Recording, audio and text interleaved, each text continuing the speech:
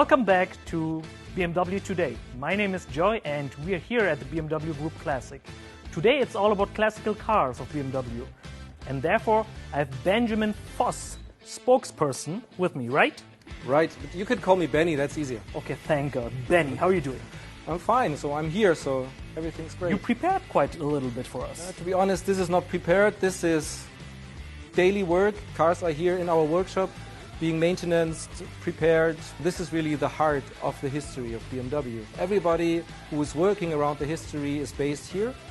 And there's something more interesting, and this is the collection, which we will take a look at it now, and then I can show you some gems. Can't wait. Yeah, then let's go. But I have something for you. You will need them afterwards. Am I your driver today? Not my driver. We won't drive, but you'll see. Okay, fine. Let's go. Follow us. Let's start with the legend. 507, right? Exactly. Three of them. Yeah. This is in fact a very special one. This is what I brought the gloves for. I thought so. Let's push it out, and I show you where to grab the push. car. Yeah, where to grab. This is one of our most valuable cars. I'm sure you're going to tell me in a while why. Yeah. This car was driven by Elvis Presley during his time here in Germany while he was at the army. Really? So this is the King's car. But I thought that one was red. In fact, Elvis painted it red. So when he got it, it was white, the same way it's now. And then there's the legend that every morning when he wanted to go to the barracks at the US Army, he got messages written with lipstick on his car, like, Elvis, I love you, different phone numbers, call me. Wow. And he said, okay, no, I don't want this anymore, so I simply paint the car red, and then nobody is able to ride it with red lipsticks. Okay. That's the legend. And how did you get the car back? We got in contact with Jack Hester, that was his name. And yeah, we managed to get the car back to Munich and managed to restore it the way it was. It came off the production line. The condition was pretty bad. Somebody took out the engine, put in an American V8, made a drag racer out of it.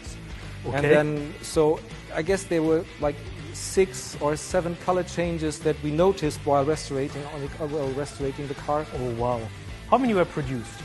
In total, 251 were produced. So if you see those 3, that's more than 1% of the production volume. Wow. Yeah, we're lucky to have them here. Cool. And to show them to our visitors. Little history in that car. Yeah. So we can move on to the next We can move car? on. I have some other stuff to show you, which is quite interesting. So okay, let's go ahead. Well, this looks like a normal 7 Series. Yeah, but it's everything else than normal. Okay. So I open the bonnet and you start to count. Okay? Okay, I'll try my best.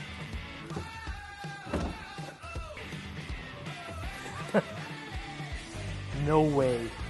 That's 16. That's the V16. That's the Project Goldfish car. I thought that was a myth.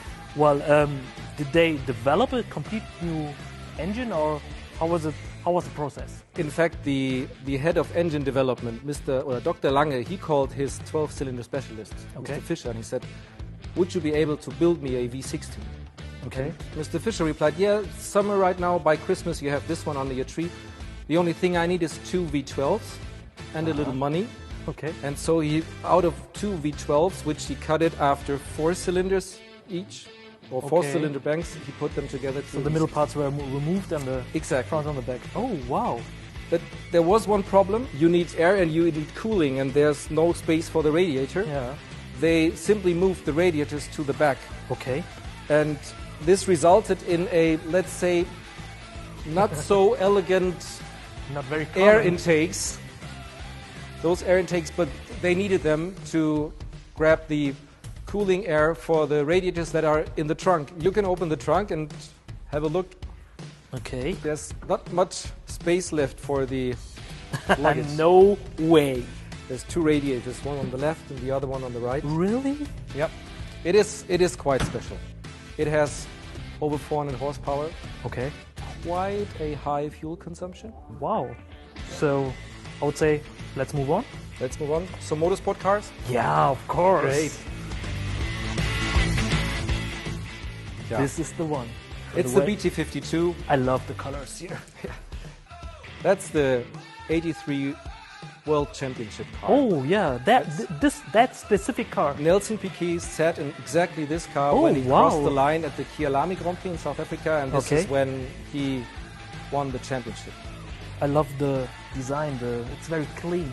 Yeah, in my opinion, it's one of the most beautiful Formula One race cars because it's simple, it's clean. As I said, it has those arrow shape. Yeah. It's not too complicated with all those wings, Flaps. and it's quite simple compared to today's car. Yeah. But it's a cannonball.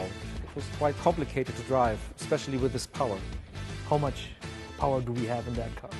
It is, in fact, the most powerful engine around. Okay. It has, so the engine was capable of over 1,400 horsepower. We had the engine revised, and Mark Zura test drove it, and he said, himself. yeah, it's working. Wheel spin up to third and fourth gear, so everything else is great. So this is an engine we just rebuilt, but we also rebuilding complete cars. Okay. And perhaps that would be an option to take a look at because we have just finished a car which is not that well known. I guess not many people have seen it. Well, then let's have a look. So this model I have never seen before. What is that? This is the 2800 GTS Okay. by Frua. Frua was a Italian design office. When we got it, it was not in that shape, so we restored it, in fact. Okay. I love this paint. What is the name of that? That's a difficult question because when we got the car was in a red-brownish color. But Okay. we knew from old pictures that the car used to be in a green tone. Then we were lucky. We found in the gas cap there was a Ooh. small spot which was still green. And then we made a color analysis Okay. and then found out the tone. And then we just looked at the different tones from back then and had our tone. And it did not perfectly match, so Okay. I cannot tell the exact name of the. But let's stick to a nice green color. Okay, nice green color. And another car I don't know is this one. You mean Look at the Garmisch? kidney. Really fantastic. Never seen that before. Yeah, that's. In fact, this is not an original car. Okay. It was the same concept as with the Frua. Okay. But this was Bertone, the design studio in Italy, and Gandini, Marcello Gandini, a very Yeah. famous designer. He did the design on the car, and they showed it to BMW Okay. if they want to do a serial production. Okay. And it was agreed that the car, after it was shown at the car show in Geneva, should move to Munich, but somehow it got lost. So this is a complete rebuild, which we did in the last year. It's a 100% handmade car. Cool. So let's move on. What else we have? Benny, this one is also my favorite. It's the father of all M3s, in fact. Yeah, It's, and it's a 4-cylinder, right? it is a 4-cylinder, and it was built for the racetrack. Yeah, but why 4-cylinder? Because Because regarding package, it was the best solution back then, regarding weight on the front. Yeah. And they decided to have a 4-cylinder, a high revving concept as they are, 2.3 liter. And during the different generations of M3s, you have different motor concepts. Yeah. 4s, 6 cylinders, 8, V8, and then 6-cylinder with turbo. turbocharged. Yeah. So this was the very first, and it has become an icon, and it's totally worth it. It was meant to be a race car, Yeah. and they built it. They had to build 5,000 to race it. Oh, okay.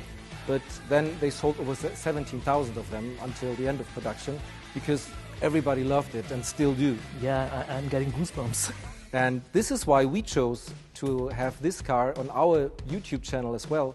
So if you guys want to see more about this car, make sure to check out our YouTube channel. It's simply called BMW Group Classic, and then you will see tons of videos which you might like. And before we did this take, Joy told me that he has never driven an M3 E30. And driving will be difficult, but keys inside, you can start it. Really? Okay, interview over. Thanks for watching. See you next time on BMW Today. I'm quite excited. I'm going to start the engine. Bye.